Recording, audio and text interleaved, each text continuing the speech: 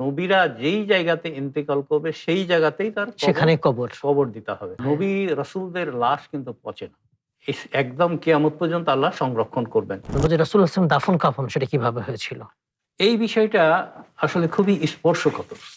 রাসূলুল্লাহ সাল্লাল্লাহু আলাইহি ওয়াসাল্লাম ইন্তেকাল করলেন, আমরা ঐতিহাসিকভাবে জানি যে রাসূলুল্লাহ সাল্লাল্লাহু আলাইহি ওয়াসাল্লামের সাথে যখন তিনি বিদায়ী হজের অংশগ্রহণ করেন, সেখানে প্রায় ১,২৫,০০০-এর অধিক সাহাবী অংশগ্রহণ করেছেন। সেই সময় আপনার পুরো ইয়েমান থেকে শুরু করে নিয়ে এইদিকে সিরিয়ার এই প্রান্ত পর্যন্ত তাবুক এই এলাকা থেকে পুরো জাজিরাতুল আরব থেকে এসেছিল সাহাবারা বিদায় হজে। প্রতিদিনের পুষ্টির চাহিদা পূরণে পরিপূর্ণ আস্থায় আরডি UHT মিল্ক, ভালোবাসার বিশুদ্ধতায়। এখন রাসূলুল্লাহ সাল্লাল্লাহু আলাইহি ওয়াসাল্লাম আবু বকর খেলাফত গ্রহণ করলেন। খেলাফত গ্রহণ করার পরে প্রথম তিনি দায়িত্ব শুরু করলেন রাসূলুল্লাহ সাল্লাল্লাহু আলাইহি ওয়াসাল্লামের দাফন কাফন করা। সাহাবীদেরকে নিয়ে বসলেন, কিভাবে রাসূলের দাফন করা যায়। সাহাবে কেরাম বললেন, মদিনাতে কিন্তু ২ জন লোক কবর খুঁড়তো সে সময়, একজন সোজা কবর খুঁড়ে আর একজন সাইড কবর খুঁড়ে। বলা হলো যে ২ জনকে খবর, ২ জন কিন্তু ২ এলাকায় থাকতো, আচ্ছা খবর দাও যে এসে তারা কবর খুঁড়বে। তো সিদ্ধান্ত নিলেন আবু বকর রাদিয়াল্লাহু তাআলা আনহু, যে আগে আসবে, যে সোজা সাপটা করে, সে যদি আগে আসে তাহলে সোজা সাপটা করবে, আর যদি ও আসে সাইড, যেটাকে বুগলি কবর বলে আমাদের আঞ্চলিক ভাষায়, হ্যাঁ, তো এই করবে। আল্লাহর হুকুমে কি ওই যে সাইড কবর খুঁড়ে উনি আসলেন, এইভাবে করা হলো।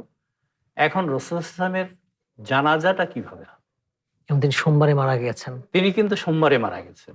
তখন সিদ্ধান্ত নেওয়া হলো যে যেহেতু ১,২৫,০০০ রাসূলুল্লাহ সাল্লাল্লাহু আলাইহি ওয়াসাল্লামের সাহাবী, এছাড়াও তো আরো আছে অনেকে যারা রাসূলুল্লাহ সাল্লাল্লাহু আলাইহি ওয়াসাল্লামকে দেখে নাই কিন্তু ঈমান এনেছে, এজন্য নামাজের ব্যবস্থাটা উন্মুক্ত রাখা হোক এবং এখানে যারা জানাজার সালাতটা একটা যেহেতু ছোট্ট উঠান, ১৫ থেকে ২০ জন বা ২৫ জন বা ম্যাক্সিমাম ৩০ জন দাঁড়াতে পারবে এরকম জায়গা আয়েশার ঘরের পাশে।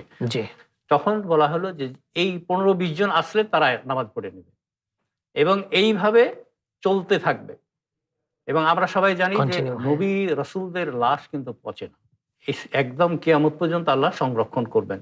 আরডি নিয়ে এলো আসল ফ্রুট পাল্প দিয়ে তৈরি আরডি ফ্রুট ড্রিঙ্কস, লিচু আর অরেঞ্জের দুটি অসাধারণ ফ্লেভার। তখন সিদ্ধান্ত হলো যত লোক আসবে আমরা ৩ দিন পর্যন্ত অপেক্ষা করব, সব এসে সাহাবায়ে কেরামেরা এবং সাধারণ লোকরা জানাজার নামাজ দোয়া করবে, তার জন্য দোয়া করবে। এইভাবে ১ দিন ২ দিন ৩ দিন পর্যন্ত, বুধবার পর্যন্ত চলতে থাকলো। এখানে একটা বিষয় যে কোনো লোক, মানে একটা গোষ্ঠী আছে যারা বলে থাকে যে রাসূলুল্লাহ সাল্লাল্লাহু আলাইহি ওয়াসাল্লামের জানাজা ওরা দাফন করতে ৩ দিন সময় নিয়েছে, নেতৃত্ব নিয়ে গোলমাল করতেছিল এর সমাধানের জন্য। এটা কিন্তু ভুল কথা।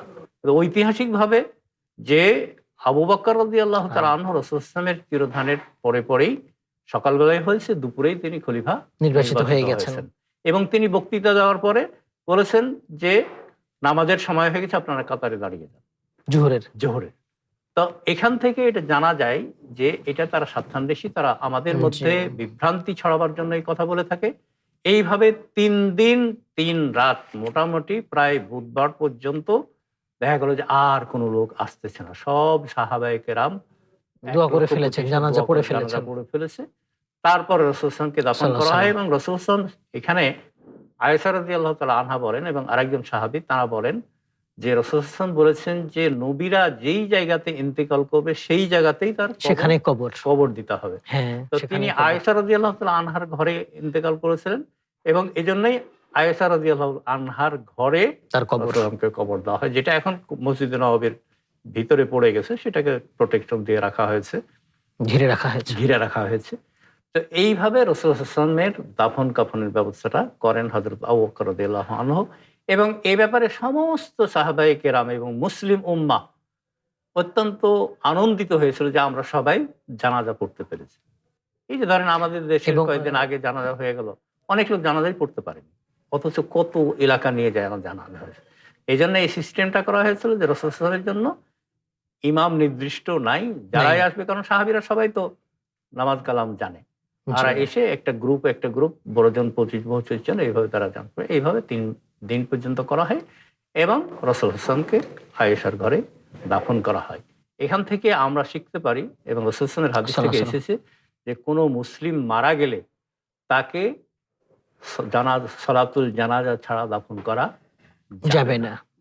এবং সেটা সে যদি পাপীও হয় তবুও তার জানাজা পড়তে হবে। এটা দ্বিতীয় জি, বিষয়টা ইমান হলো- থাকা অবস্থায়। দ্বিতীয় বিষয়টা হলো জানাজার ক্ষেত্রে এখান থেকে কিন্তু এই মশলাটা আসে যে একাধিকবার জানাজা পড়া যাই যাবে। আমাদের দেশে কিছু ফতোয়া আছে যে একবার জানাজা পড়লে আর জানাজা পড়া যাবে না। পড়া এটা যাবে না, সঠিক না। এটা সঠিক না। এই বিষয়গুলো আমাদেরকে জানতে হবে। আমরা যদি ইতিহাস আর জানি এবং এগুলো দেখতেই তাহলে পরে অনেক বিষয় আমাদের ক্লিয়ার হবে যে আবার খুব বেশিও জানাজা পড়া যাবে না, অনেক জানাজা এরকম না। না, রাসূল সাল্লাল্লাহু অনেক ভিন্ন জানাজা ছিলেন। না, অন্তত একটা বা দুইটা বা তিনটা চারটা সাধারণত হয়ে থাকে। নিজ এলাকায় আর একটা, নিজের ঢাকায় থাকলে এলাকায় ঢাকায় একটা একটা। এলাকায়। এমন ঢাকাতে একজন ইন্তেকাল করলো, আর আল্লাহ না করুন আপনি বা আমি যাই, তাহলে আমার জি। এলাকায় যদি আমাকে নিয়ে যায় তাহলে আমার আত্মীয় স্বজন কি জানাজা পড়বে না?